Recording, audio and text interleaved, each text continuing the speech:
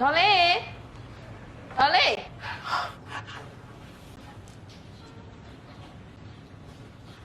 ဦးလေးရောက်လာပြီပဲလာဒီမိုင်းလာ ထိုင် ဆက်ထိုင်တွဲထိုင်ဝင် သမီးဖေဖေနဲ့ဦးလေးရောနေကောင်းကြလား ဟုတ်ကောင်းပါတယ်လေးလေး အမလေးတော့နေနိုင်လိုက်ကြတာတစ်ခေါက်တလေတောင်ပေါ်မလာအောင် ပေါ်မလာဆိုဖေဖေနဲ့လေးလေးကအိမ်မှာပဲလှုပ်ချင်တာတွေလုပ်နေတာတော်လေးရဲ့ကိုကလည်းလူကြီးဆိုတော့စိတ်ချမ်းသာအောင်ထားပါတယ် တာတို့ပါဗျာတာတို့ကငါတို့မလေးဖုန်းကြီးပါစီတက်ရှိပါစီဗျာ ဟုတ်ကဲ့ ခုလေး ရှင် ပွဲရုံကငွေတွေလေဒေါ်လေးစုထားတယ်အော်လက်ကား2ယောက်3ယောက်လောက်စီကတော့ရစရာကြံနေတယ်အဲ့ဖူးလေးအိမ်မှာနေခဲ့လေဒေါ်လေးသွားတောင်းပေးမယ်ဟုတ်လား အော်ဟုတ်တော်လေးဟုတ် ကိုပါမောင်ကြီးကျမတို့ရောက်ဒူစုခွဲပြီးသွားတောင်းလိုက်မယ်လေ ကောင်းတာပေါ့ ဖူးလေးဟိုဘိုက်ဆောင်လို့ရှိရင်ထမင်းစားကမှလေအကုန်ရှိတယ်ဖူးလေးကြိုက်တာယူစားနော် ဟုတ်ကဲ့စိတ်ချတယ် ကဲလားကိုပါမောင်သွားမယ်သွားမယ်နော် ဟုတ်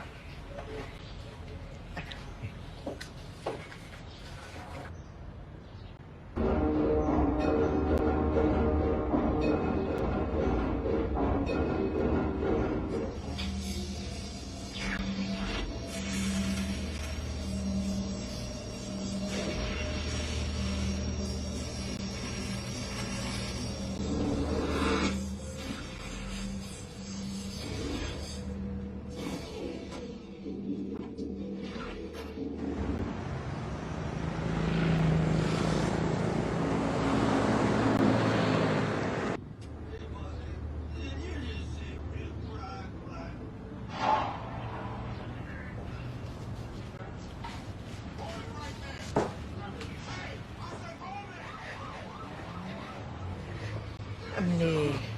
ဖူးလေးရဲ့ပြောကိုမပြောချင်ပါဘူးဟိုဘက်ရွာရောက်နေရဆိုလို့လေအဲ့ဒီရွာထိလိုက်တောင်းလာတာ ဟောဒုက္ခရှာလို့တော်လေးရဲ့ပြင်ပန်းလိုက်တာနည်းနည်းပါးပါးကြံလဲခြံထားခဲ့တာမဟုတ်ဘူး ဩတလတစ်ခါရှင်းနေကြလေအကျွေးမထားချင်လို့ပေါ့ သူလေတိုက်လေစကားမပြောနေနဲ့ဒီမလေးဟိုမှာရန်ကုန်ပြန်ဖို့အတွက်နောက်ကျနေဦးမယ် ရပါရဲ့လေးလေးကဘုကအဲ့လန်ပြန်နေကြပါလား ဟုတ်ပါပြီကားကိုလည်းဖြည်းဖြည်းမောင်းသွားနော်ဖျားစားလည်းကျဟုတ်ပြီလား ဟုတ်ကဲ့ ကျေးဇူးပဲနော်ဒါလေးဒါဆိုဖူးသွားရမယ် သမီးဖေဖေနဲ့ဦးလေးကိုပြောလိုက်ဦးလေးကတတိရတယ်ဆိုတဲ့အကြောင်းကိုနော် ပြောလိုက်မယ်လေးလေးဟုတ်သွားပြီနော်တော်လေး ဟ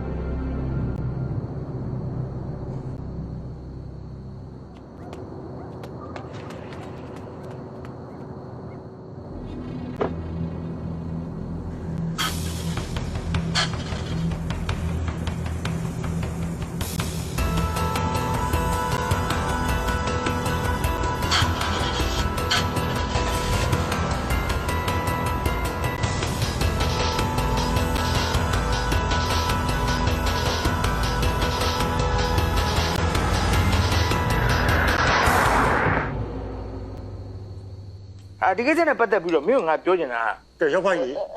တော့ဘာတော့ကွာနားချမြင်ကတ်လာပြီအဲ့ collagen နေနေတာနဲ့ပြောတာတော်တော်များနေပြီ မင်းမောင်လည်းငါအဲ့ idea လေးနဲ့ပဲကြွိုင်ခဲ့တာ အေးငါမှပဲအဲ့ item ကိုကြောက်လို့လားမသိစောစောစီးသိသွားတယ် ဟာကင်းစတိုင်ပြောမင်းစကားတွေကရက်ဆက်စင်ကားလို့နဲ့ကွာမင်းကူလို့ပြောတာတန်နှလုံးသားထဲမှာတိမ်မြုပ်တော့ကွယ်လူပဒဖြစ်နေတယ်နှလုံးသားမျိုးကောင်းတွေကိုမင်းတူးဖော်ပြီးတော့အသေးတွေကိုမင်းရက်ဆက်နင်းချလိုက်တယ်လို့ပဲကွာဟောညဝင်းလေ ဩညဝင်ကြီးဘာလို့လဲညဝင်ကြီး ချမ်းလို့ဝင်းမလို့ဟိုမဟုတ်လေမင်းမတံမယ်လေညဝင်းလေ ညဝင်ပြောလေညဝင်ရှောက်ကုန်ပြီ ငါငိုချင်နေတာဟုတ်ကွာငိုချင်နေတော့ငါမှတော့လေမင်းမောင်ကြီးရက်သက်တည်းငါခံစားနေရမင်းကတော့ဘယ်စီဘယ်ဝဲဘယ်စကန်ဘယ်လမ်းမှာဘာတွေဖြစ်နေပြီလဲမိမရဲ့ ဟာဗျာခင်ဗျာလေကျုံမလေးအခုတော့နောက်ဘွားမှာနောက်နေလောက်ပြီ သူကနောက်နေလေးတွေငါသိကျင်တာကွာ အော်အေးတယ်ဗျာနောက်နေငါသိချင်တာပါဗျာ ဟောမဟုတ်ပါမင်းကလည်းငါမိမနောက်နေမရပါဘူးနောက်နေမရပါဘူးကွာအေးဟာငါမိမနောက်နေမရပါဘူးမင်းကလည်းဘာကြီးကြောက်ပြောနေရလဲငါ့ကိုချစ်လို့လေငါ့ကိုစွဲလန်းလို့ဟောဒီအိမ်ထဲမှာပဲတရေမအဖြစ်ရှိနေတယ်ငါသိတယ်အဖေလားလူလား ဘုမရမကြုံဘူးတဲ့ဒီမရှိတယ်တဲ့ နေကြတော့မဝဲခမလည်းမဖြစ်နိုင်တာဗျာကျုံမ ။အဲ့ဒီမှာငါ့ကိုဘလောက်ချစ်တယ်ဆိုတာငါအတိဆုံး။အိုးငါတဲ့ကိုချစ်တာ။အဲ့ဒီပဲငါ့ကိုချစ်လို့ငါ့ကိုမြန်လို့ငါ့ကိုမခွန်းနိုင်လို့မလွတ်မကျွတ်ပြစ်ပြီးတော့ဟောဒီအိမ်မှာပဲတရေမပြည့်ရှိရပါ။ ဂျိုးတသေးမ တမုံတရေမ ဂျိုးတသေးမ တရေမကွာ အစီနေတယ်အစီလေတော့ရဲ့ညီမနေကြပါနဲ့ကျွန်တော်တို့နေပြန်တယ်သေးကြောက်တာပါလေဆိုပါပါမယ် ဟာအမလာ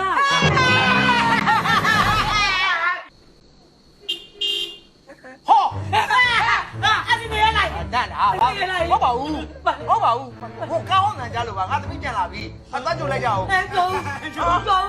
မကြုံ ငါတို့ဒီမှာဗာသေးမှာစီဘာကြီးပြန်လိုက်တော့ဆင်းကြလိုက် အမ်ကြုံ ကျေစုငါမိမကိုပြောတော့မယ်နင်တို့မချောင်းနဲ့ပြောတော့မယ်သွားဝါ အမ်ဘာကုလည်းပြောတယ်ဟုတ်ဘူးလား ဟုတ်သွား စားရမလား ဟုတ်တယ်စား စားတာတဲ့နေရှိသွား သွားဆိုမြန်မြန်လေးဟိုမှာတားမတွေ့စုငါတို့ကအစုခံနေရမယ်သွား အစီကူတာဟုတ်ဘူးနော်ဟုတ်လား အေးလာနေပြီဟဲ့လာလို့ပြောတာကြောက်တက်လိုက်တာကွာ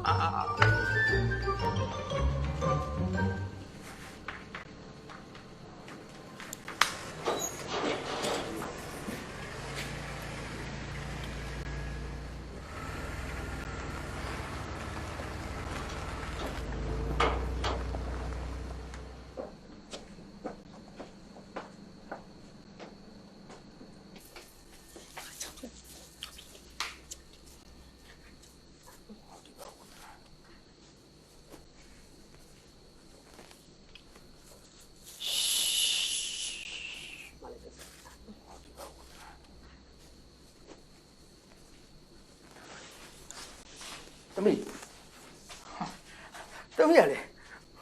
လောက်ကြနေတာကွယ် ။အော်ဖေဖေရဲ့နောက်ကြဆိုဒေါ်လေးစိန်တော့မှပတ်စံနေကြမှာဆိုလို့ဆိုပြီးလိုက်သိမ့်ပေးနေတာစောင့်နေတာဖေဖေ ဟုတ်တို့လည်းမပါလာဘူးလား ။ဟာလေးလေးကလည်းလေးလေးအတွက်မုံဝယ်ဖို့နေတာဖူးတော့နောက်ကြလို့မြန်လာတာ။ဘိုက်စားလိုက်တာဖေဖေ ဟမ်ဟေးခင်ဗျားကမောရှင်ငါသမီးဘိုက်စားနေပြီခင်ဗျားသွားပြန်တော့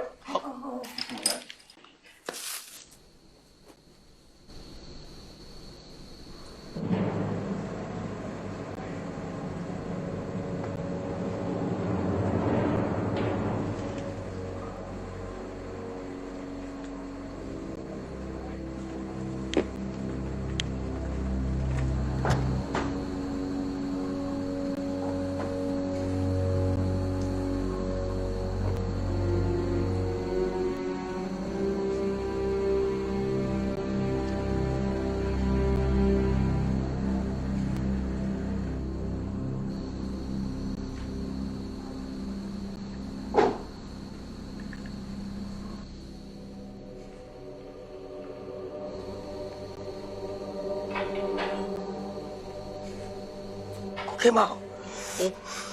ကိုခင်မောင်အတို နေချာနေရတယ်တန်နေချာနေရမလေးတန်နေချာနေတာဘယ်လဲပြောရတာပြောရတာအပေါ်လားအောက်ကလား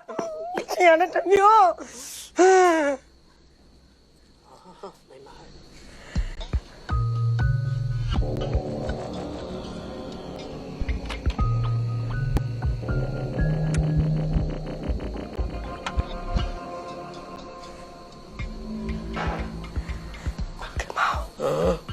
nào ở ta suy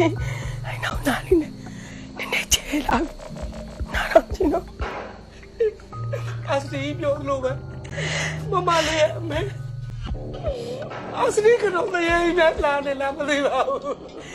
nhà này ngã cho mà lại biểu nhá hả thấy thấy kể luôn em hảဖယားစီလူရောဘာလုပ်တာလဲဟွာလေလူကြီးလူမတွေပြောတယ်လေဖယားဖဲအသက်ရှင်တယ်ဆိုလို့အနေကင်းအောင်လို့ဖယားနဲ့ကိုပင်တာမလေးခင်မောင်ရဲ့နေယောက်ျားဖြစ်ပြီးငါတဲ့တောင်ကြောက်နေသေးတယ်အဲ့ဖယားစီလူရောဖယားကိုသွားတင်တာကတိကြောက်တာမဟုတ်ဖယားပင်ထားတာအေးအေး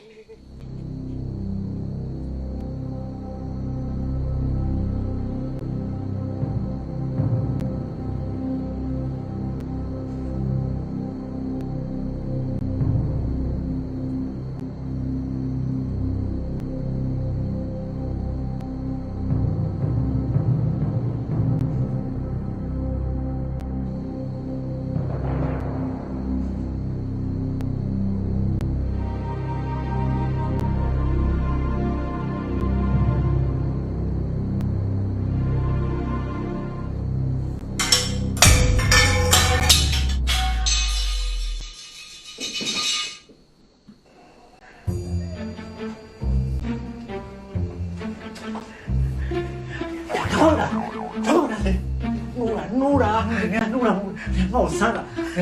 င်တို့ည3ညဆွေးရလို့ဆန်းတာနဲ့ဟိုကူကလည်းဟိုအောက်ကအတန်ထွက်လို့ဘာတိုင်းဘာလဲနော်မင်းမပြနေလာလားမသိဘူးဘာမှတေးတာကြောင်တေးကြောင်ဘယ်တော့အခုလीဘာမှမသိဘာမှမသိခါ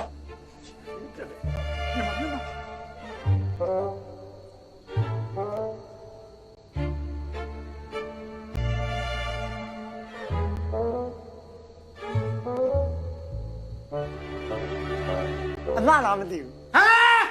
အမမဟုတ်လေဘေးမှာဖြစ်မလားခင်မောင်ရေခင်မောင်ရေခင်မောင်ရေ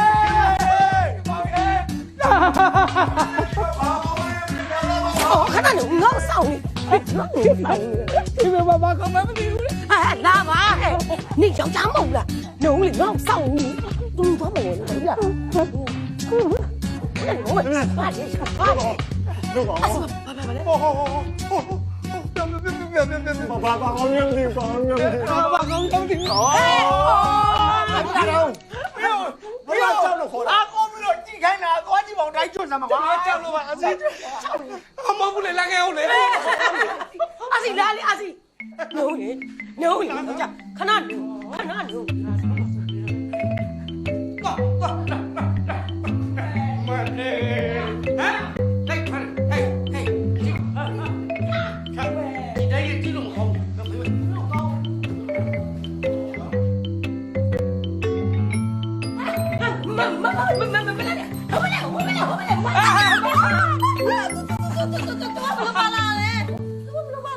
ဟာငါတို့မရလှုပ်ချလိုက်ပြီယောက်ျားကိုကိုယ်တိုင်ခိုးလာတယ်အာလေးလေးကလည်းဘာလို့ရှောက်ပြောနေရလဲသူပေါ့သမီးဒေါ်လေးစိန်တို့အပြန်လမ်းမှာကားပြနေတော့သူ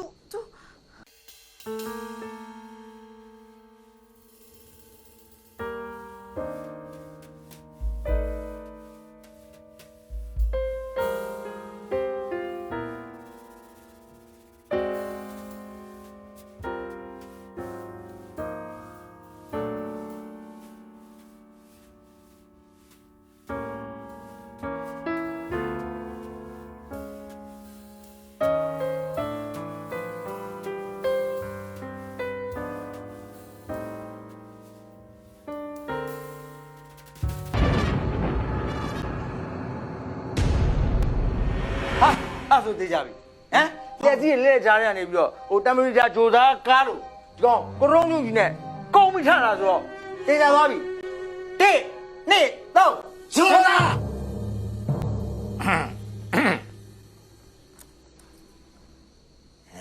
မင်းလက်တော့အဲ့ဒီဒီဘူးဒီလက်တော့နေသားမဝါရသားမပ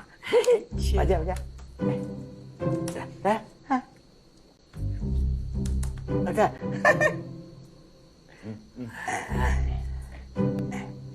အခါအဘ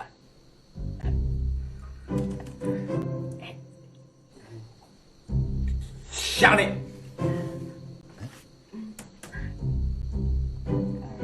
ရှောင်းနေ ရှောင်းနေတယ်ဘာလို့နေသေးလားရာဒီရှောင်းနေဟုတ်ပြီပေါ့ဟုတ်သေးပါဟောအေးပေါ့ဒါကြီးတွေရှောင်းနေတော့လေရှောင်းနေလို့သူပြောမှာပေါ့အဲ့ဒါကြတော့ဒီဆက်တယ်အဲ့ဒါဒီလုံးတက်ကြည့်လိုက်ဒီမှာအဲ့ဒါလေးကိုဘာခေါ်လဲရှောက်ရှိရှောက်ရှိ ခုနကကျတော့ရှောက်နေတယ်ခုကရှောက်ရွှေ့တယ်ဒီကောင်ဟိုရှောက်ဂျူကလာတာဖြစ်မယ်ဂျိုသားစကားဖြစ်မယ် ဟောနိကတာ ရှောက်ဂျူ ဒါကြောင့်ရှောက်နေတယ်ဒါကြောင့်ရှောက်ရှိတယ် ရှောက်ဂျူ ရောက်ပါဟိုနောက်တစ်ခုတင်ကြည့်လိုက်မယ်လေ ဟလား နော်ရှောက်ဖို့ ဟုတ်တယ် ဟုတ်လေ notebook ဟုတ်တယ် notebook နှုတ်ဖို့ရှောက်ရရော notebook ကြည့် notebook ဘာဒီကနေ့ရှောက်မပါဘူး မဟုတ်လေ notebook လေ နှုတ်ဖို့ notebook notebook မဟုတ်ဘူးဒီကောင်ဒီမှာစိတ်ဝင်စားဘူးသူဟိုပဲကြည့်နေတာခဲပါ ပြားစီ မင်းကွာဒီကောင်မျက်လုံးอ่ะဟိုဘဝလန်းကြည့်နေ ဟုတ်ရစီ ဘယ်တော့လဲ ဟုတ်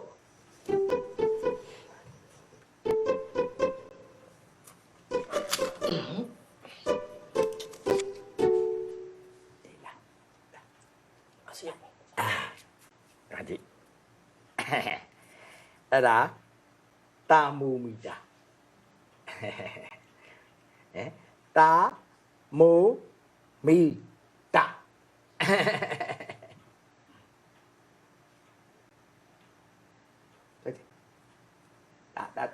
တာမူမီတာ တာမိုမီတာ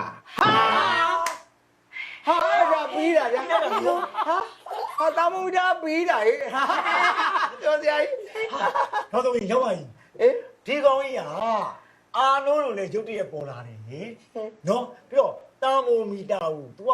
ခေါ်တဲ့အခါမှာတာမိုမီတာဆိုတော့ပြီးသားကြီးခေါ်တဲ့အတွက်ကြောင့်ဒီဂျိုသားရဲ့နာမည်ကို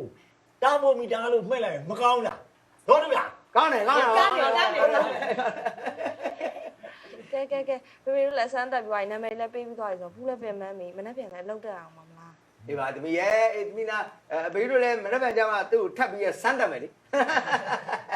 အဲ့ဒီဖင်တာ အစီ ဟင် အဲ့ဒါယူဘယ်မှာထိန်းတာ ဟောမင်းတို့လည်းဒီညတော့မင်းတို့နှစ်ယောက်ကျွန်တော်နဲ့မှထဲသိလိုက် ဘာလဲကောင်းနေ ကျန်တာကျန်တာ အစီဟုတ်သူ့ကြောက် အေးဟမ် အစမပြောလေကြောက် ကဲပါကိုခင်မောင်နဲ့မခင်မေအဲ့ဒါဆိုသူ့အတွက်အခန်းတည်တန့်စီစဉ်ပေးလိုက်ဖေဖေလေးသွားပြီနော် အေးโอเคအဲ့ဒါသမီးပြောစရာကြီးနာမည်လေးရောက်ပါတယ်တာမူမီတာ တာမိုမီတာ အေး တာမိုမီတာ တာမိုမီတာတာမိုမီတာ ဟေးတာမိုမီတာတာမိုမီတာ တာမိုမီတာတာမိုမီတာတာမိုမီတာတာမိုမီတာတာမိုမီတာတာမိုငါတို့ခေါ်မှုလေ तू ပြောမှရမှာလေပြောကြဂျူကောင်လေးတာမူမီတာ တာမိုမီတာ အာမိုမီတာတာမိုမီတာတာလေတာမိုမီတာအဲ့လိုမလုပ်ပါနဲ့ကွာဒါလေးတော့ဝင်ထားလိုက်ဒါလေးတော့ဝင်ထားလိုက်တာမိုမီတာရေဟို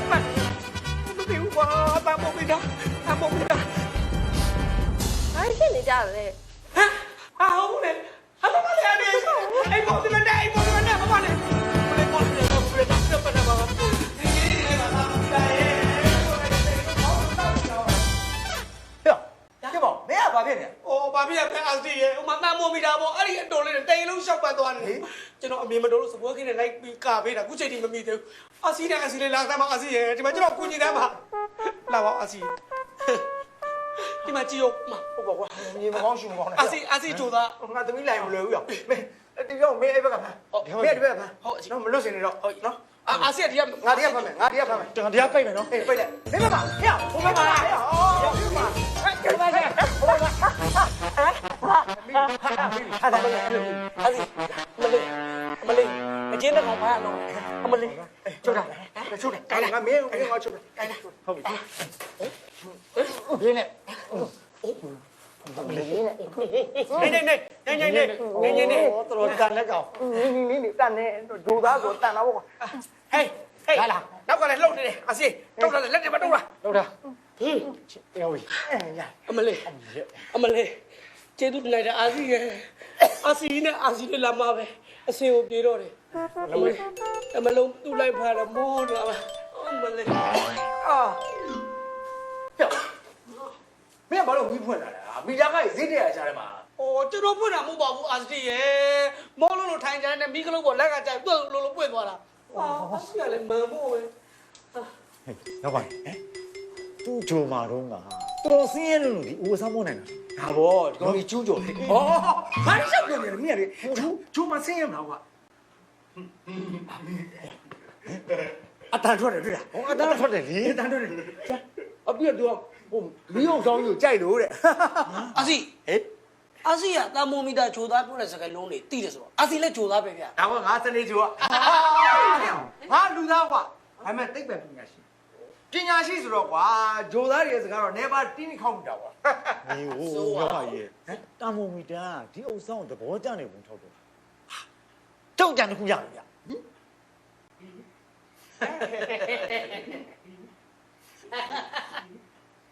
ရတဲ့ဘောကြီးကြားနေတာ ရမ်းကြိုက်နေပြီ အဲ့ဒီဂျိုသားကြီးချက်တယ်တဲ့ 阿是ဒီလက်ဒါကြောင့်မစိုးဗျာလုံလုံချင်းလုံဖြစ်သွား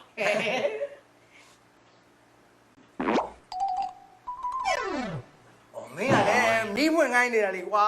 阿是球သားဆိုတော့ကျွန်တော်မသိဘူးလေက အော်အေးငါသိတယ်မီးဖွင့်ခိုင်းတာဖွင့်လိုက် ရက်ပြလိုက်စမ်းပါအေး ကဲ阿是ကြည့်တာတော့အာကိုလိုက်မယ်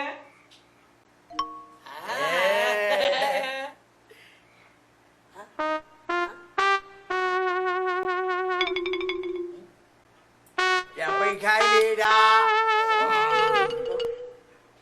ပြန်ဖွင့်လို့ပြောနေတာ အမျိုးမျိုးပဲအာစီရဲ့ အော်ငါသိပြီငါ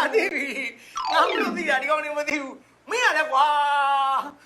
ဒီမှာလည်းလင်းပါဗောမိကြီးမှာလင်းလို့ရှိရင်မင်းတက်တက်လိုက်ကုန်ပါဗောမင်းခွေတက်လိုက်မှာတော်တော်လေးဖြစ်နေပါဗော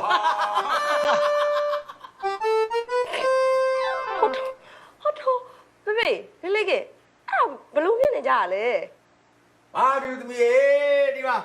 ဒီကောင်ဒီအောက်ကဘာမှပဲရှောက်ပြေးနေလို့မြေမကောင်းတာနဲ့ဒါလေးစွတ်ပေးထားတာအခုမှစင်ပြေသွားတယ် မမလေးလည်းတစ်ချက်ကုန်တစ်ချက်ပြက်ပေါ့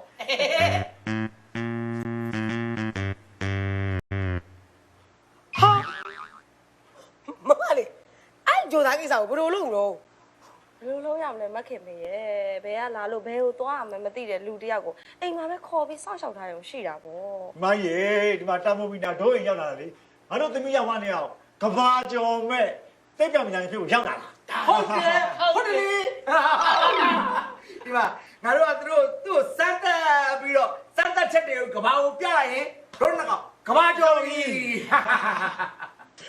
ဖေဖေတို့ကပြောလိုက်အဲ့လိုကြီးပဲတော်ပြီသမီးရုံနောက်ကြတော့မယ်သွားရမယ် အေးသာတမီးတာ အမကြီးပြန်မုံလာကြအောင်နော်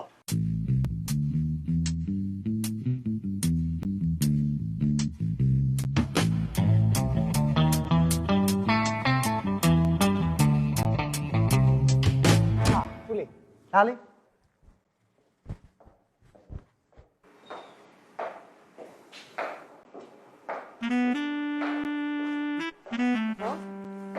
ဘာလဲဖူးလေ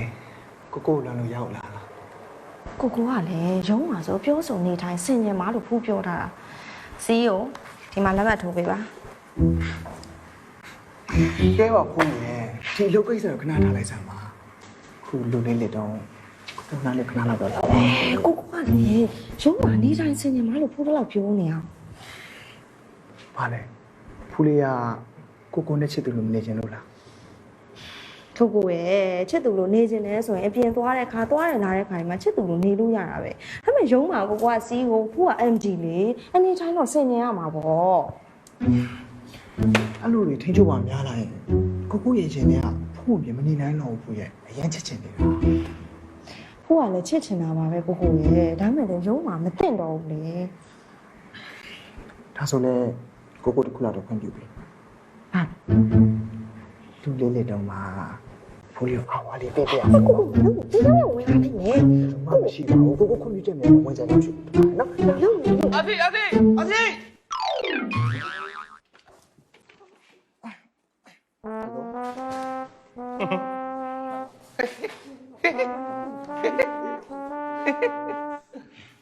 ဟဲ့တော်လေးရောက်တယ် အမေအစီကျွန်တော်မှရှိတယ်လေဗျာ ဖြည်းဖြည်းအော်ဝါအာစီရဲ့ကျွန်တော်တို့ကနားမလေးပါဘူး မင်းတို့ကငါ့ကိုပြန်ပြီးအခန့်ပြောနေတာ အမဟုတ် စီအီကိုရုံးကန်းလာရင်ခွင့်တောင်းပြီးလာမယ်ဆိုမင်းတို့နားမလဲဘူး ဟုတ်ပါတယ်အစီဒါဒီလိုရှိတယ်လေဟိုအစီပဲပြောတယ်လေ promotion ပွဲမှာလက်ဆောင်ပစ္စည်းတွေပေးဖို့အတွက်မလို့တွားယူတန်းဆိုတော့ကျွန်တော်လာဖို့တာပါဗျာ ဟုတ်တယ်လေအာစီကျွန်တော်ခေါ်တယ်လေအကျဲကြီးပဲအာစီဆိုအာစီကထူပါဘူး အစီမျက်လုံးတွေဝေါ် မင်းတို့နှစ်ကောင်ရောက်လေမင်းတို့နှစ်ကောင်ရဲ့အကြောင်းကိုသိလို့ဒီမဲ့ဝန်ထမ်းတယောက်ကအရင်လာပြီးပေးတော့တကောင်းကခိုင်သုံးဆောင်လို့မရကောင်းအောင်မသိ နောက်ကြောင်ရတယ်ကွာနှမဆိုအဲ့လိုအခန်းကောင်းမယ် ဟဲ့ပေးဆောင် ဗျာ ကဲတော်ကြပါတော့ပြီးကုန်မပြီးနိုင်တော့ဘာလဲလေးစားပွင့်တာပေး ဟုတ်ပါ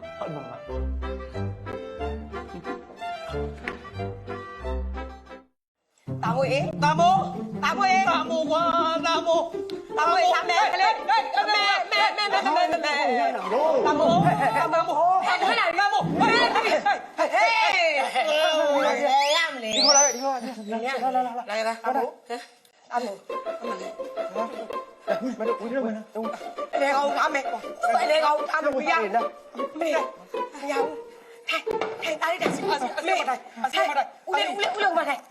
အစီဖတ်ပြမှာသို့လို့အထိုင်နေရထိုင်မယ်ကွာမိတ်ဆက်ပါဗျာဒီတော့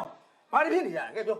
ဒီလိုဆရာဟာငါပြောမယ်ဟောခင်မောင်ပြောမယ်ခင်မေပြောမယ်ခင်မောင်ပြောမယ်ခင်မေပြောမယ်ကြောက်ပြောလိုက်ကွာကြောက်ပြောလိုက်မင်းတို့လေငါ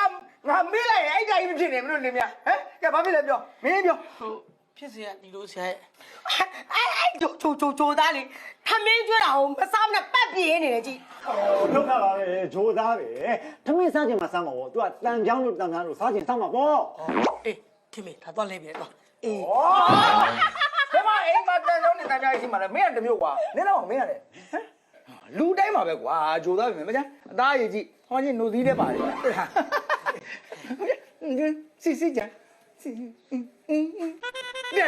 ဒါဟာသွားရလဲပါတယ်ဒီသွားတန်လေးဝါလို့ရမလားကွာမင်းကဒါလေးနဲ့စဉ်းစားစမ်းပါ အေးဟုတ်တာပဲအေးဒီဂျိုသားတို့ရောက်ပါလေတယောက်မှနားကိုရှုပ်ရှုပ်ကိုခန့်နေတာပဲ အာစရီအဲ့ဂျိုသားကိုထမင်းကျွေးမစားလေတလိษံနွိုင်းတလိษံဟမ်ခင်မေနှစ်ယောက်ကြလေတလိษံကိုဟိုဘက်ကလည်းညှို့ထိုးလေငါမှားသွားလို့တလိษံရုံသွားပြီးကြောင်းတာအစာကျွေးပလိုက်ချင်တယ်သူ့ကိုမကျွေးချင်ဘူးအလောက်လည်းထွက်ချင်လာပြီအဲ့ဂျိုသားကြောင့် နေပါဦးပါနေကလည်းဘယ်ကြားနာသွားမျက်စိကြားနေပြီပါငါကျွေးပေးမယ်ငါကျွေးရင်နင်တို့မကျွေးတတ်ငါကျွေးပေးမယ်ဟဲ့မင်းနာမကတ်တယ်ဟမ်အော်ချော့ကျွေးရမှာလေကွာမင်းကချော့တတ်တယ်ထိုင်အေးခဏလေးဟဲ့တို့ဂျိုသားကိုစမ်းတက်တဲ့နေရာမှာထမင်းစားတဲ့အချိန်လဲစမ်းတက်လို့ရတာပဲကွာ ဘယ်လိုစားတတ်မှာတော့ ဒါလေးရပါလေးလေ မယုံသေးနေ အေးဟုတ်ပြီတာမိုမီတာလေးရေတာမဲငွန်းပါဇာလေးဟာလိုက်ပါဦးဟာလေးဟာဝီခါစားစားလိုက်တယ်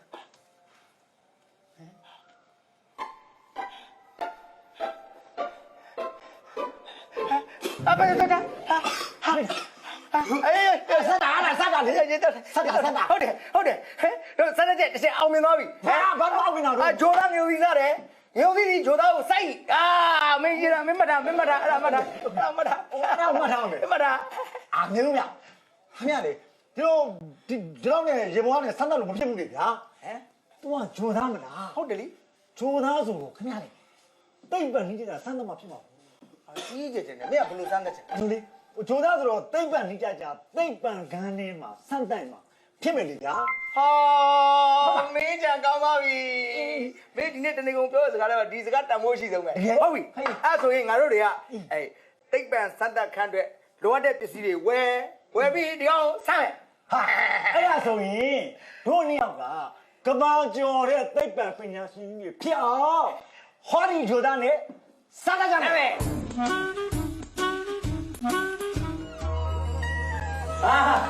ဒါသမီးတော်ရုံးမပြန်လာပြီ အဲ့ဒီမိုင်းလေးလေးမှလိုက်တယ်မဟုတ်ဘူးလား ဟုတ်ပါပြီခုလည်းရုံးမှာအလုပ်တွေရှုံနေရတယ်မေ့သွားတယ်ဟိုနောက်ရောက်နေပြီနော် ဤရော နေစမ်းပါအောင်သမီးရဲ့ဒီမောင်အောင်ယူပါသမီးကိုရုံးမှာအရန်ခိုင်းနေလား ဟောဖေဖေရဲ့သူ့တော်မလေးရုံးမှာသူ့အလုပ်နဲ့သူခြားလက်ဘက်ကိုရမ်းနေတာသမီးတို့ရုံးမှာ customer တွေအတွက် promotion ပွဲရှိတယ်ဖေဖေရဲ့အော်ဖေဖေပြအောင်မယ် promotion ပွဲမှာ customer တွေပေးဖို့အတွက်ပစ္စည်းဖေဖေရဲ့ဒီမှာ ဟေးဟဲ့မိုင်းလေးကင်းလည်းပြောင်းဘာကြီး ဟာဟုတ်လေခင်ဗျ ဟေးဒီလိုရောတော့တိုင်းစိတ်ကချစ်စရာလေ ဘာစိတ်မို့ကွာဘာရှော့ပြောတယ်မင်း ဩတိတိပါ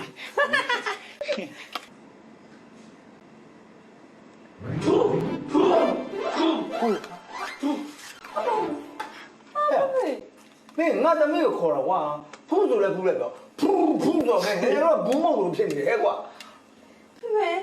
အခုမလေးတာမုံညာဒီအုပ်ဆောင်ရလားကြည့်မကောင်းပါဘူးလေးလေးရဲ့ကြည့်ပါဦး ဩဘာကြီးသူကအဝမဟုတ်ထားတာအဲ့ဒါချုံလိုက်ကြည့်ရပို့ဆိုမှာဗော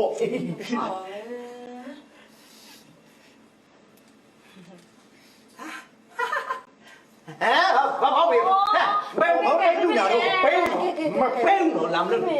လူစင်တော့နေမှာပေါ့ပေးလိုက်ပါဖေဖေခုနောက်မှရုံးကနေပြန်ယူလာပေးမှာပါဖေဖေကလည်းကဲဖေဖေပြင်ဒါရုံလည်းတခုခုစီစဉ်ပေးအောင်ဒီတိုင်းကြည့်နေမကောင်းဘူးဖေဖေရဲ့တော့အဲ့ဒီစီလေးလူချင်းလို့ရှင်ပြီးမှဖေဖေနဲ့ဖေဖေရှင်းတောင်းလိုက်နော်ကဲဖေဖေတမီးပြင်မန်းပြီးရေသွားချိုးရမယ် ရတောင်းမူတာကြမကြမင်းဒါလေးတော့ကြလားလိုချင်လားဟမ်လိုချင်လို့ရှိရင်မင်းတာကိုချုပ်ပြီးတော့ဘောင်းကိုရအဲ့ဆိုပေးမယ်လို့လေဘာပြောတာ ဩဒါချုံရင်ဥဥမဲတဲ့ မင်းကကြက်မအိလို့ဟောရောမဲဥတော့ကြက်မမမှုတဲ့ဟာကြီးလို့ကွာဥဆိုအေးလို့ပြောတာဖြစ်ပါလိမ့်မယ်အဲ့လိုလားအေးမင်းဘောင်းတော့လေ အေးအမေဟာဒီသူ့ဘော်နေဒီဘော်ဒီမမမဆိုင်ဘူးဘယ်လောက်တော့မှာတော့အေးမင်းရတယ်သူဟာတယ်သူကွက်ဒီပဲဟာလားအေးဟုတ်တယ်ဟုတ်လားအေးငါလေးခံလိုက် တာမူမီတာခဏလုံးထောက်တာမူမီတာတော့ဂျိုးကောင်းနေကိုကမအဲ့တာမူမီတာဂျိုးသားစစ်မစစ်တူသွားချုံကြည့်အောင် မိမအားတို့ဒီရလေဒီလားအာစတီဟင်းနဲ့အာစီလေးကတမိုမီတာကိုဂျိုးကောင်းလို့သတ်မှတ်ထားတယ်မိမစိတ်ထဲမှာဂျိုးကောင်းလို့သတ်မှတ်တာဟုတ်ပြီလား ဘာမလဲမမလေးကဘာမှမပြောဘူးလေ မမလည်းအားနေလို့ ဘာမှအားလို့မမကစကားတွေအများကြီးပြောရလေမအားဘူးလေ မိမလည်းခက်လိုက်တာအဲ့ဒါပြောတာမဟုတ်ဘူးအာစတီကြီးနဲ့အာစတီလေးဘာပဲလို့မမလည်းအကုန်ခွေးလို့တယ်အဲ့ကြောင့်အားနေတယ်လို့ပြောတာ ကိုကမအဲ့ဂျိုးသားကိုလေကျုပ်တော်တော်စိတ်ဝင်စားတယ်လို့တွားချုံကြည့်မယ်လား အားကြည့်ချင်လို့ ကြည့်ချင် ခင်မေကတမိုမီတာကိုမိမလည်းပဲသားလိုက် မရောက်လေကိုကမဟာကိုကမရှင်တိုင်းမှာဖြစ်ပါလေ ဖ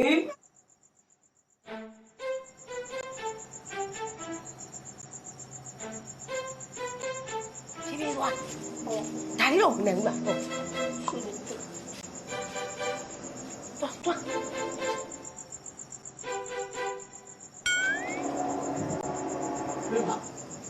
ကြောက်ပါလေဆိုတော့မပြည့်ရပါဘူး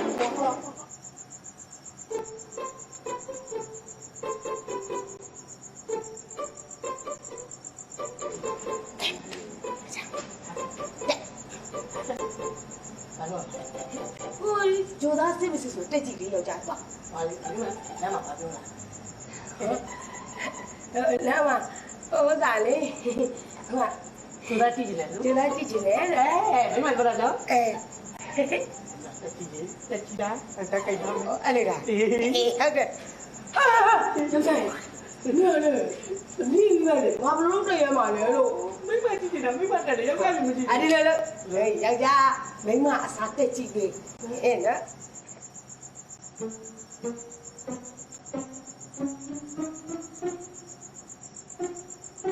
有咋没呢？有咋没呢？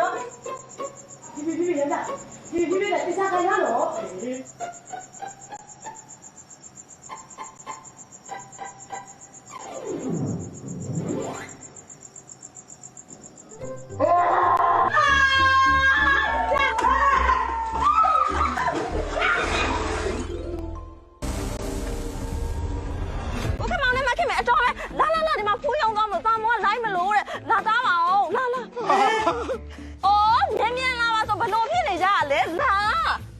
မင်းကလူသားလေလူသားဆိုတော့နားလို့မှတ်